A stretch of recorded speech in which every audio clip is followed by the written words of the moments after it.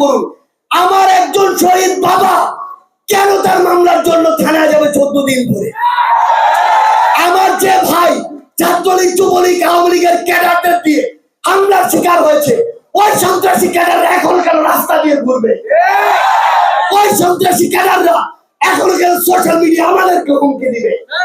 সে জায়গা থেকে আমরা দেখেছি পুলিশ অনেক সময় ওই দোষরদেরকে বিভিন্ন সময় নিজেরা দায়িত্ব নিয়ে মামলা দিয়েছে। তাহলে পুলিশকে এখনো সেই দায়িত্বটুকু নিতে হবে। আমরা চাই পুলিশকে যেভাবে ইউজ করে তার সুনামটি নেগেটিভ দিকে নিয়ে যাওয়া হয়েছিল, সেই সুনাম পুলিশ তার কাজের মাধ্যমে বাংলাদেশের মানুষের কাছে আবার ফিরে আনুক। এবং আমরা আসলে আপনারা যে মোটরটি দেন যে পুলিশ মানুষের বন্ধু, সত্যি বলতে এই বাংলাদেশের মানুষ এই 24-এর অভ্যুত্থানের পরে আপনাদেরকে বন্ধু হিসেবে দেখতে চায়, কিন্তু